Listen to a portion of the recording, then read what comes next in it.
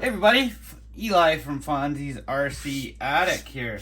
We were doing our videos for the UGRC Crawl V chassis build. It's going to be our class 1 build. Now, I thought I should do a little video just on the couple motors that I run before we make the video and hook it up to the trans and drop it in for everybody. Now, that being said, there's a new motor. Well, kind of new. It's not super new anymore, but not a lot of people know about it. This is a Big Kid Tiny Truck motor. It's an 1800 kV Snubnose. Comes in at $75 Canadian after tax and all that good stuff. And this one is a Home Hobby Snubnose 1800 kV. Comes in at just over $125 after taxes and all that. Again, Canadian dollars. Now, differences when you first look at them this way, the Home's Hobby is actually bigger. It sticks out further. I don't know if you can see it. I got the mic here. So we're at 43 from the top of the nose to the end of the shaft. And we're at 41, so that's 2 millimeters shorter. The Big Kid Tiny Truck is 2 millimeters shorter. Now, as far as radius goes, we're at 35.6, and here we're at 36. So 0.3, I think, millimeters more in diameter. This one is, but I did also look up some specs online. Because you can tell right away the rotor in here is, the stator is much bigger as well.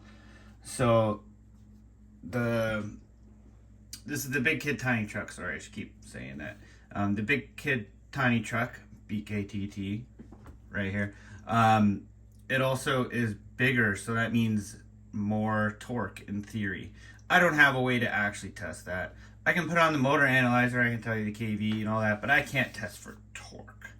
Now, that being said, the differences isn't all that much. Like it is, what did I say when I did the measuring? It's like 3 millimeters bigger, the stator. 3 millimeters bigger. So really, that's going to give you more torque in theory. Now, I put them both in vehicles. And I gotta be honest, I didn't notice a difference. I will say that the Big Kid Tiny Truck one is a little bit smoother. Now that's with the same settings in the ESCs. I didn't change the ESC settings. I just popped it in, took it for a little boot. I found this was a little bit smoother, but I didn't notice anything else. I think the torque difference from this one to this one is so minimal that you wouldn't really notice it by eye. Again, I don't have a way to test it. If I had a dyno, sure. That being said, the next thing is weight.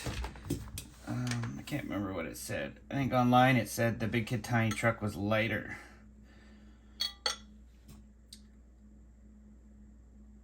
$92 for the Big Kid Tiny Truck. And it's hard to keep them on there. 94. So the Big Kid Tiny Truck motor is 2 grams lighter. In the grand scheme of things, that's a decent amount. That's not a whole lot. Like these things are already crazy light.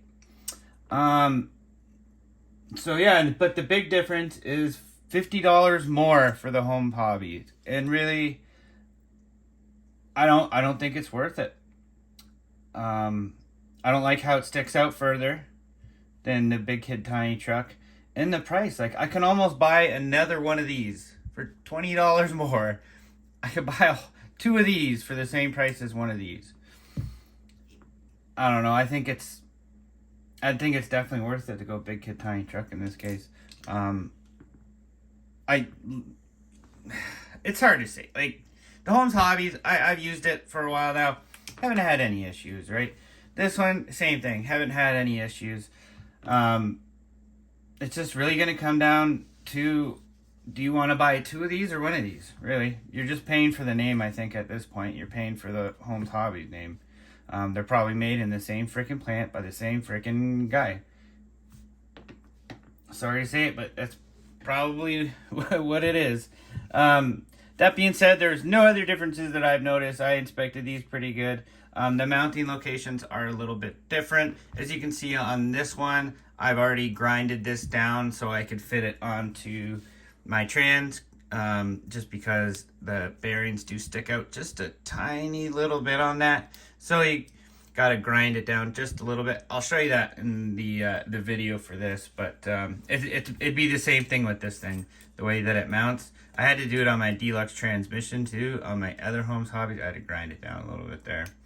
Nothing really you can do about it. They put extra mounting holes on this thing so I can fit a variety of stuff, right?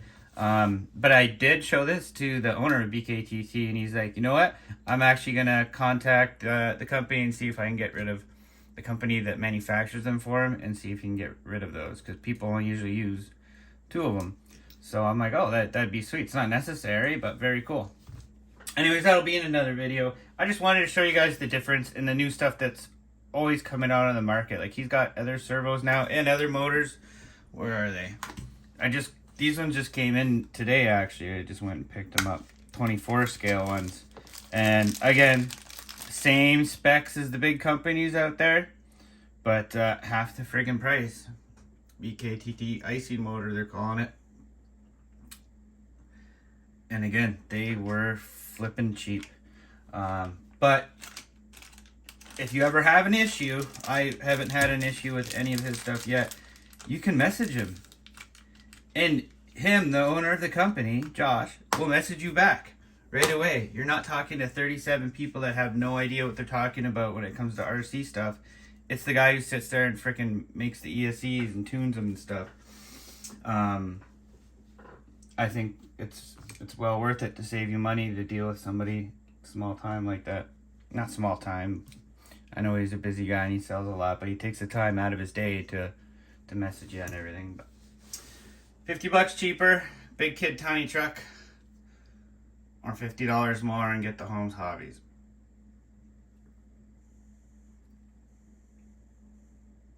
Don't think it's worth it. This one, I need to get a dyno so we can do the torque on these things, but in theory it says this one's gonna have more torque. They're both 2 to 4S rated. That's about it. Yeah, that's all I can think of that the differences are, guys. Anyways, I just wanted to show you that. So in the next vid, you're going to see we are going to put this guy. I'm going to show you how to take this apart too, this motor, because it does have to come apart. When I grinded it, I did see some shavings fall down in there. So it's pretty easy. You can pop that off. We can clean it out, put it back together. It's actually good to know how to do that anyway, just for when you're doing your winter maintenance.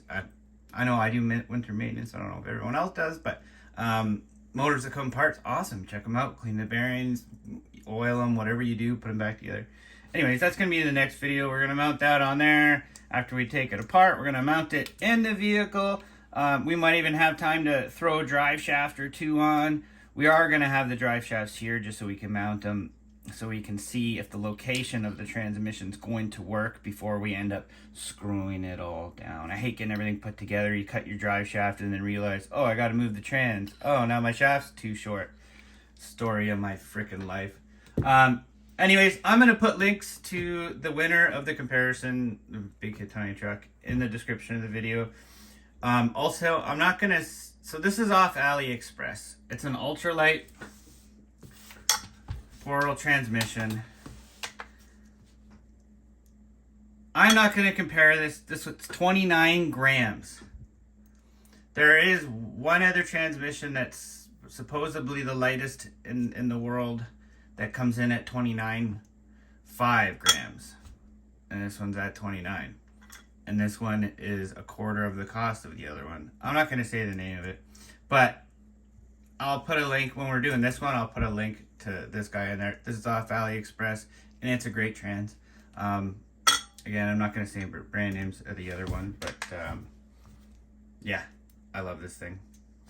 Anyways, all right, guys, thank you very much for your time today. If you guys have any questions, comments, shoot me a message, leave a comment. Make sure you subscribe, hit that like button. Let's try and share this page, and we will teach everyone tricks and hacks. You don't have to have the most expensive stuff on the market to get the best performance out of your rigs.